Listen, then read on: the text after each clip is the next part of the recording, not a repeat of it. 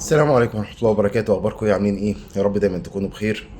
النهاردة حلقتنا مميزة جدا. هنتكلم على إيه؟ هنتكلم على مشروب حضرتك تبدأ بيه يومك وفاكره إن هو صحي، رغم إن الناس كتير بيجيلها مشاكل من ورا المشروب ده. المشروب ده بيدمر جهازك المناعي وبيأثر على المعدة عندك. في الحلقة دي هكشف لك السر اللي محدش قاله لك عليه، على المشروب ده بالذات اللي بتبدأ بيه يومك. المشروب اللي ممكن يكون سبب في ضعف مناعتك، في قلة تركيزك، في مشاكل مع معدتك. خليك معايا للآخر عشان أقول لك المشروب ده ضرره إيه وإزاي نشربه صح. بس الناس اللي ما اشتركتش معانا تشترك في القناة، واللي مشترك يعمل لايك وشير للفيديو ده عشان يوصل معلومة لأكتر ناس تستفيد منه.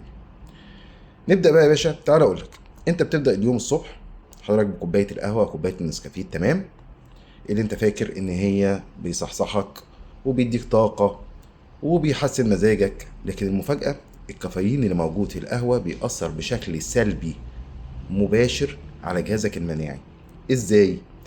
لما بتشرب القهوة على معدة فاضية الصبح، المعدة بتفرز أحماض زيادة، وده بيعمل التهابات مع الوقت. اللي انت طبعا متعود كل يوم تشرب كوباية قهوة أو نسكافيه على الريق على معدة فاضية، فبالتالي بيعمل إجهاد للمعدة وبيعمل اجهاد للجسم، وبيخلي مقاومة الجسم يقاوم الالتهابات اللي موجودة في المعدة، فبالتالي بيتشغل ان هو يقاوم الفيروسات اللي جاية، فبالتالي بيقلل مناعتك بطريقة غير مباشرة، بس بيقلل مناعتك اوريدي اساسا، يوقع مناعتك.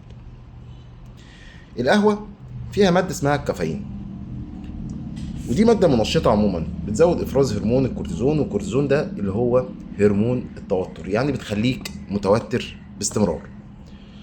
طيب لما بتزيد في الدم بالشكل ده، نسبة الكورتيزون دي بتزيد بشكل فظيع، بيضعف المناعة عندك وبيخلي جسمك عرضة بقى للبرد، للعدوى البكتيرية، للتعب السريع، يبقى جسمك أصلا ما فيهوش جيش يقاوم أي إجهاد بيحصل للجسم أو أي ضرر بيحصل للجسم.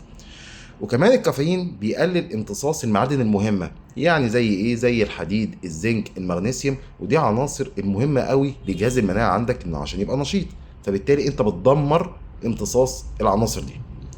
طب نعمل ايه يا باشا؟ تعال اقول لك بقى نعمل ايه. عايز تشرب قهوة صح؟ صح، اشرب القهوة. ماشي يا باشا، بس نشربها ازاي؟ انا ما بمنعكش طبعا من القهوة، لكن هنقلل بشكل مختلف. ازاي؟ يعني نشربها بعد الاكل بساعه او بساعتين او بساعه ونص، بحيث ان يبقى ندي فرصه ان المعادن اللي احنا بناخدها في الاكل نستفاد بيها. طيب عدد الفناجين في القهوه، حضرتك بتشرب كتير جدا في اليوم اذا كانت قهوه او نسكافيه، فاحنا هنقلل العدد بتاع كميه التناول في القهوه. طب ممكن نستبدل كوبايه القهوه الصبح بمشروب طبيعي يقوي المناعة. زي ايه؟ زي كوباية مية دافية عادي بعسل النحل الطبيعي المضمون اللي احنا اتكلمنا عليه قبل كده ان احنا نبقى واثقين من مصدره، او كوباية شاي اخضر خفيف من غير سكر. هتلاقي النتيجة معاك مختلفة تماما. قلل كمية القهوة اللي انت بتتناولها في اليوم، اللي انت بتشربها كل يوم، وبلاش قهوة على الريق. اشرب القهوة بعد الاكل مثلا بساعة، يبقى المعدة مليانة. ايه الخلاصة يا باشا؟ مش كل حاجة بتدينا طاقة تبقى مفيدة، لو استخدمناها غلط هتبقى مضرة جدا. نستخدم القهوة بطريقة معتدلة أو نسكافيه بطريقة معتدلة، ونشربها في أوقات صح في مواعيد صح، تمام؟ هنلاقي الدنيا كويسة معانا، هتصحصح يا باشا وهتبقى فايق وهتعدل مزاجك وكل حاجة، بس ما نضرش بقية أعضاء جسمنا. القهوة طبعا زي ما قلنا احنا هي مش وحشة، لكن اللي بيفرق معانا طريقة استخدامها هتبقى ازاي. بدل ما تبقى حاجة مفيدة وبتدي طاقة، ممكن لا قدر الله تبقى سم بطيء للجسم. لو استفدت من الحلقة دي يا ريت تشاركها مع غيرك عشان المعلومة تفيد والناس كلها تستفيد ويوصل لأكبر عدد من الناس بتعمل العادة الخطأ دي.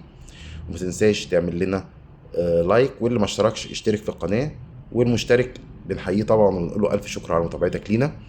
استنونا ان شاء الله في الحلقه الجايه باذن الله، هنتكلم على برضو موضوع مهم جدا هيفيد ناس كتيره جدا باذن الله. دمتم دوما بخير، اشوفكم على خير باذن الله.